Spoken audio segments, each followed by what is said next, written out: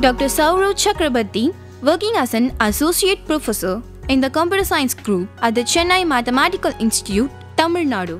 Before joining Chennai Mathematical Institute, he was a postdoctorate at the Algorithms and Complexity Department of CWI, Amsterdam, Netherlands. He was a postdoctorate at the Computer Science Department of Technion, Israel.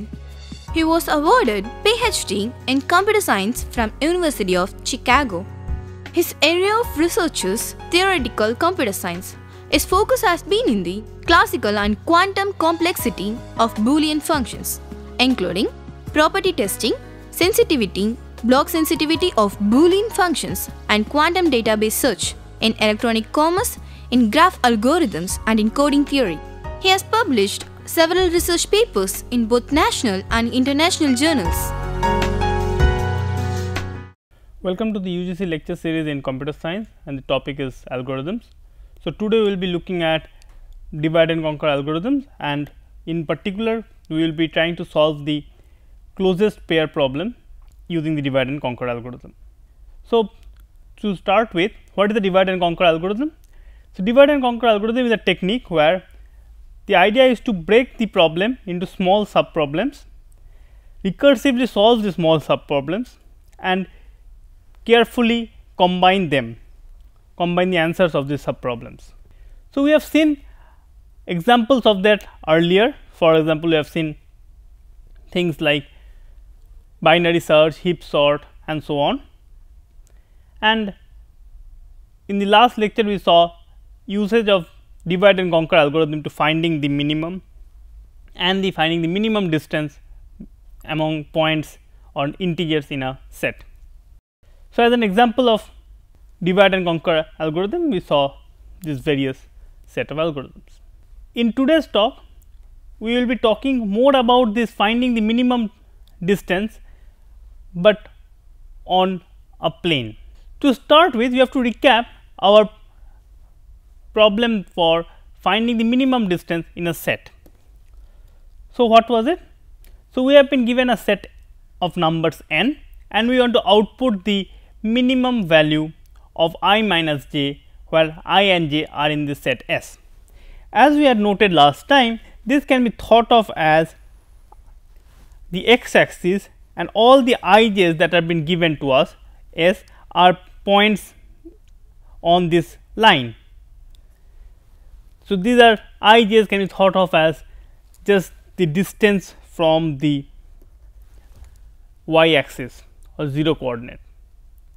Once we have given that, so the problem is basically to finding out two points which are closest to each other.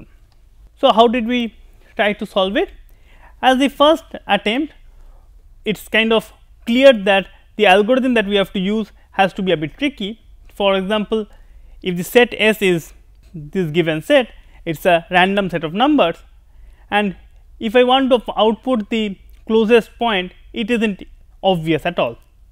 What is the two x and I and j such that I and j, I minus j is minimized. So, the first attempt was just to try out all possible pairs I and j and store the value I minus j in a set T, and then find the minimum of this set T. Now, this clearly is the right answer, because we are looking over all possible pairs. The problem is the running time of this algorithm turns out to be order n square, because the total number of pairs that we have I j in a set S is around order n square, and to output the minimum of the set T, which is now n square numbers, we have to use order n square steps. So, the total runtime becomes order n square. Now, question was, can one do better? And the idea was to use the divide and conquer approach. The idea is just to sort this set S in an ascending order.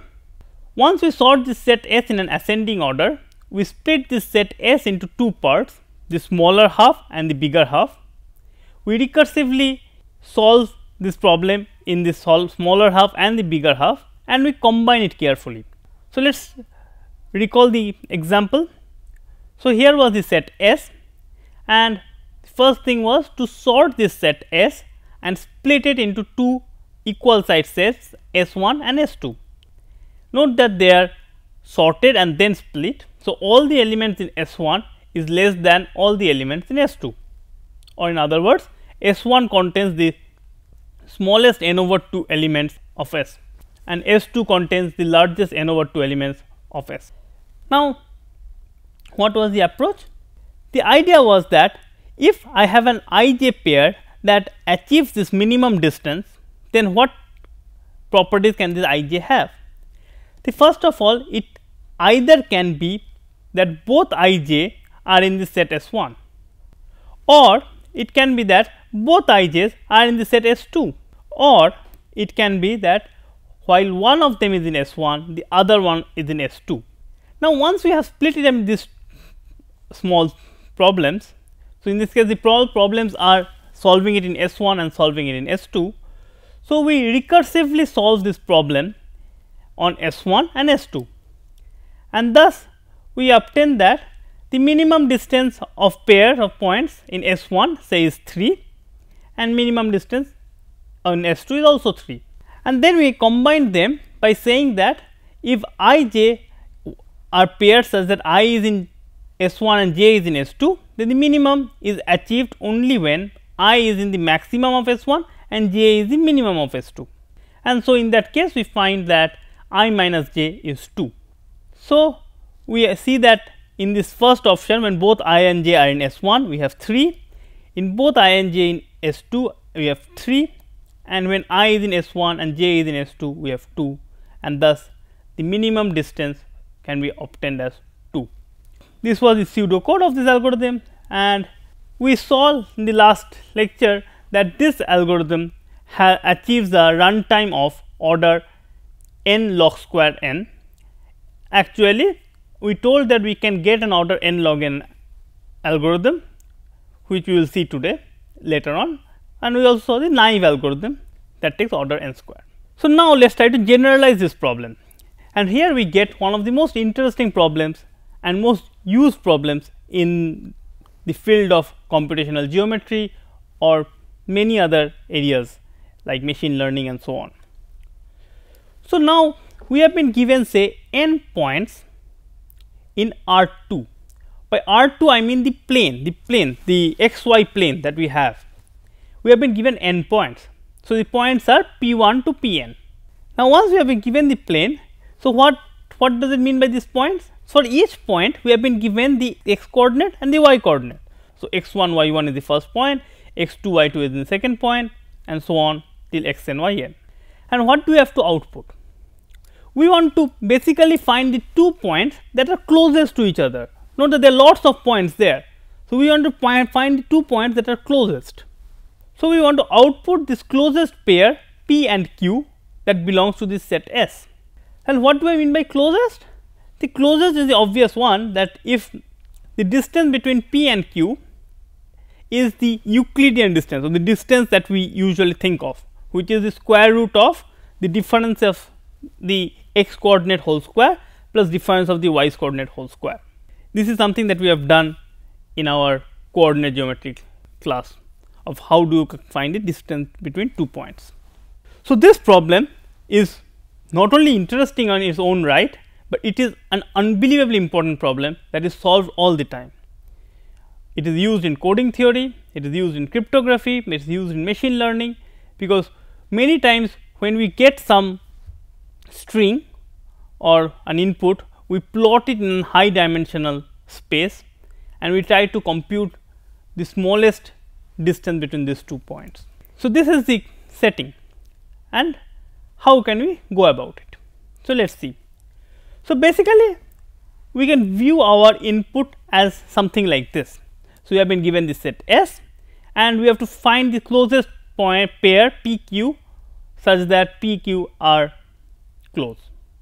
So, here I have chosen some randomly selected set of points and we want to find the closest point.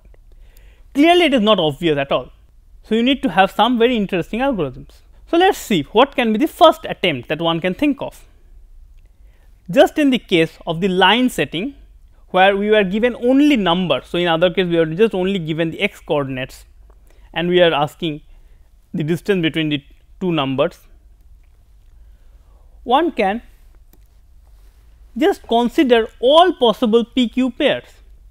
So, you can pick one pair PQ and compute the distance between those two P and Q.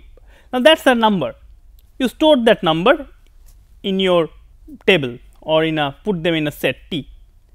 Now, after you have compared all possible pairs P and Q, then you output the minimum value of all the numbers in this set T. Clearly, this will give you the right answer, because we have gone through all possible pairs P and Q and noted down their distance, and we have output the minimum value. So, the algorithm is clearly the simple algorithm, and it works, and it seems to be the right one. Now, what is the running time of this algorithm? Note that for the running time, we have to go over all the possible pairs of PQ in S. Now, if S has n points, then how many pairs are there? The number of pairs there are order n square. So, we have to go over order n square pairs, and after we have gone over order n square pairs, then we have to output the minimum of the values of set T. So, T has order n square values. So, finding the minimum will take order n square, and thus the total runtime is order n square.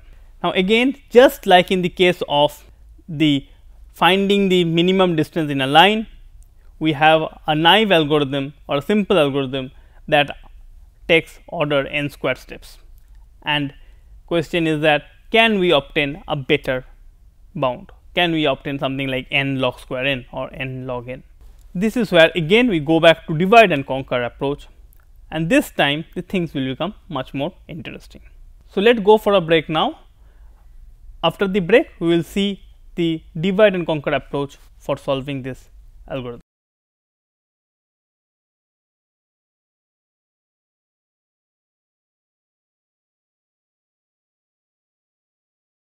Welcome back after the break.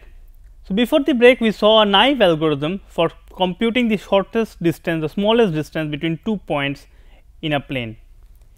Now, we saw that the running time of this algorithm was order n square.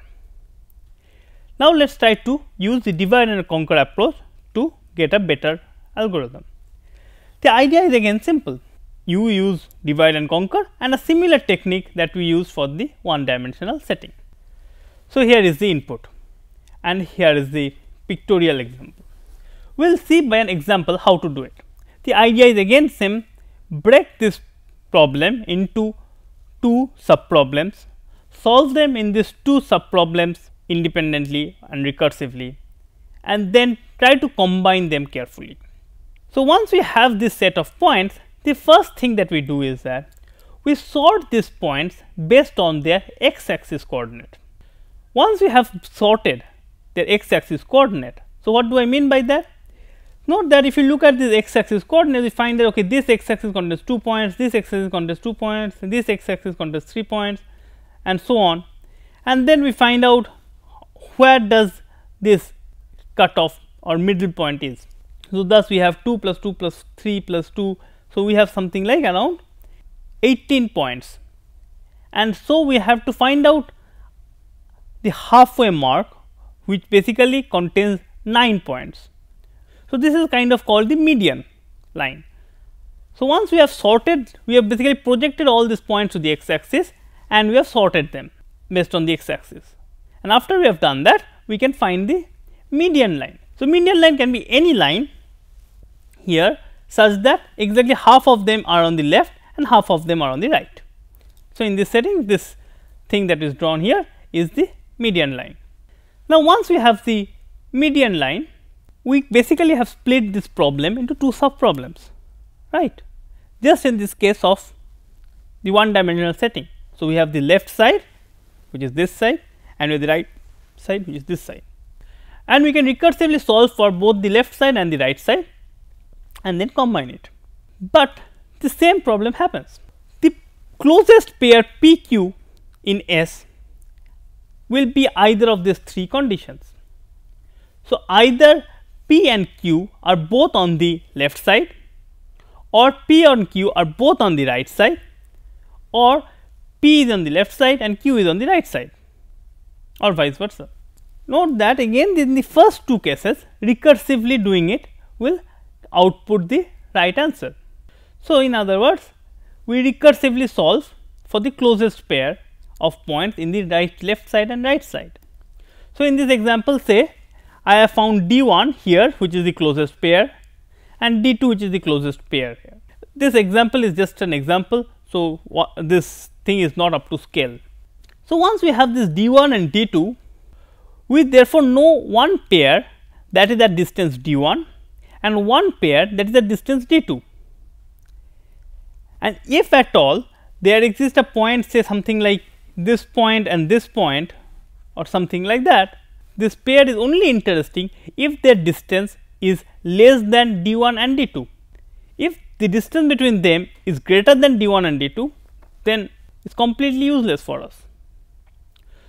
So, that helps us in somewhat screening this possible set of pairs. In the case of one dimensional setting, this was very easy, that if P is in one side and Q is in other side, the closest thing can happen only which is the maximum of the S1 and the minimum of S2. In this case, that is not the case. The closest pair can very well be either this one, or it can be this one, or anything for that matter. We have no idea. But again, we are only interested in those P and Q pairs whose distances between them is less than D1 and D2. So, what we do is that we take the D which is the minimum of D1 and D2, because that is what we have to beat in some sense, and we draw two vertical lines which is the distance D from the median line. What is the idea? The idea is that if a point here, say this one, has to be interesting, then that better be at distance less than D from some point in Q, only then we will have to consider that point. And that cannot happen, say if this point is at distance D from this median, then all the points on the left hand side will also be at distance greater than D. So, only points that kind of are interesting now to us are the points which are in this band. Points which are outside this band are not useful at all, because they will not contribute to the shortest distance by taking P from the left hand side and Q from the right hand side. But the catch is that still it is very much possible that inside this band there are lots of points.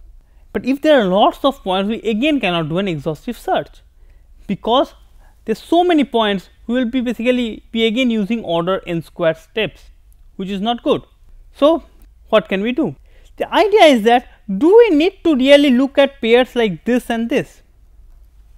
Answer is no, because these two maybe are so far apart, or in other words, their y axis coordinate will be differing at a distance d. If their y axis coordinate differs at a distance d, then they must be more than d far apart. So, we can screen out such kind of pairs also. So, how do you do it? We make this following claim, that for any point on the left hand side, there are at most 6 points on the right hand side which are at distance less than d. So, why is this thing coming up? So, let us consider this point. Now, for this point I have drawn this box. What is this box? This distance is d. So, basically the idea is that anything that is higher than this line or lower than this line, so this distance also d, is useless. Now, all we want to compare is, for this point we only want to compare those points that are inside this box. Again, inside this box, how many points can there be? Technically there can be lot, but can there be a lot? The idea is that already we know the distance between any 2 points here on the right hand side is greater than or equal to d. So, here is this point. So, I cannot expect that if this is a point, the another point is right here or another point is right here, because I am guaranteed that d2 was the smallest distance. So, this distance must be greater than d2, greater than or equal to d2, which means it must be greater than or equal to d. So, this brings us that how many points can we put in this box of width, say this is width 2D and this is width also 2D. In this box or rectangle of size 2D by 2D or rather 2D by D, how many points can I put such that any pair of them is at distance D apart? I leave it as an exercise for you guys. It is a geometry problem and one can see that one can at most put 6 points. The idea is kind of very simple, that if I have a box like this and if I put a point here, then if I draw a circle around it at distance D, I cannot put anything between this point and the circle, because then this distance will be D. So, I again have to put this and then I put another ball and so on, and then you can prove that at most D 6 points can be put inside this rectangle. So, thus we have that for every point on the left, at most 6 points on the right are at distance less than D, which means that these are the only interesting pairs for us. So, the next step is identify all the pairs P Q such that P is on the left hand side of the box of the band and Q is on the right hand side and the y axis is less than D. I mean, this is a bit relaxation of the fact that the distance is less than D. So, we say that even at least the y axis is less than D. This can be done by sorting the set of points according to the y coordinate, because if we sort the set of points according to the y coordinate, then we can just make one pass through the set and we can find out all the PQ pairs which satisfy this condition. What we know is that total number of PQ pairs must be less than 6n, because for every point in P there are at the most 6 points which are at distance like this. So, what we do, once we have just 6n pairs, we go over all of these pairs exhaustively. So, thus we find D3 which is the minimum distance among all such pairs, and then we output D minimum of D1, D2 and D3. So, the idea is that D1 is the minimum distance in the left hand side, D2 is the minimum distance in the right hand side and D3 are the minimum distance in the middle, or which means that one of them is in the left and one of them is in the right.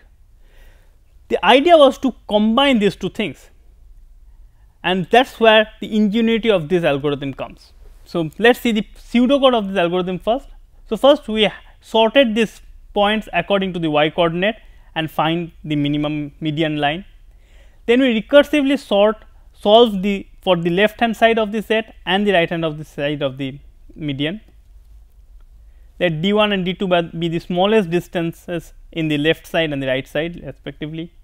Take the mean of D1 and D2. Identify all the pairs PQ such that PQ is in the left side of the line and Q is on the right side of the line, and the distance from the median is less than D in both the settings and the y axis differs in less than D. So, this is what we say that is less than 6n, and after that find the minimum distance among all such pairs and then you output D1 minimum of D1, D2 and D3. So, the correctness of this algorithm is something that I have explained. I am not going to go into the details of it right now, but let us go over the running time of the algorithm. Again, like in any other divide and conquer algorithm, let Tn be the number of steps required to find the closest pair among n points. Then what do we have? In the first case, we have to sort, so it takes order n log n steps. Then we recursively solve for the two halves. So, we take T n over 2 in the left half and T n over 2 in the second half. So, we have twice T n over 2. Then we do find the median and then we identify these points. For identify all these pairs, again we have to sort all the points according to the y axis, and in the worst case this can be order n log n. And then we have to find minimum among all such pairs. Since the total number of pairs is just 6n, so the minimum will take order n number of steps, and then to output it, it is just an order 1 step. So, the total runtime is, we have some n log n's and some n's. So, we combine all of them to get t of n is order n log n plus twice t n over 2. This is something exactly we have seen for the one dimensional setting, and we can get that t of n is order n log n square. So, we have the naive algorithm that gave us order n square steps. Then we had the divide and conquer approach, we gave order n log n square. So, actually square here, and question is that can one get an order n log n algorithm? The idea is simple, that we have to do this sorting on the x axis and y axis, and once we have sorted it based on the x axis and y axis, in the recursive calls we do not need to sort it again, because it is already sorted. So, in other words, if the set is sorted, we can just go ahead and then we will be done. So, in the set of, in that case, the pre-sorting, the sorting it beforehand will take order n log n steps. After we have sorted it on the sorted list, it will take t of n equals to order n, because remember that n log n only appeared when we were doing the sorting and for no other purpose. So, we get t of n equals to order n plus twice t n over 2, and thus we get t of n is equal to order n log n. So, you have a pre-sorting step that takes order n log n, and other on a sorted list it takes order n log n. So, the total runtime becomes order n log n. So, the naive algorithms takes order n square, and a clever divide and conquer approach takes order n log n. So, to summarize today we saw or recap the algorithm for finding the minimum distance or minimum difference, which is the minimum distance on a line, and then we generalized it to obtain an algorithm, a divide and conquer algorithm for finding the closest pair on a plane. With this we come to the end of this lecture. In the next lecture we will see one more interesting application of divide and conquer approach. Thank you.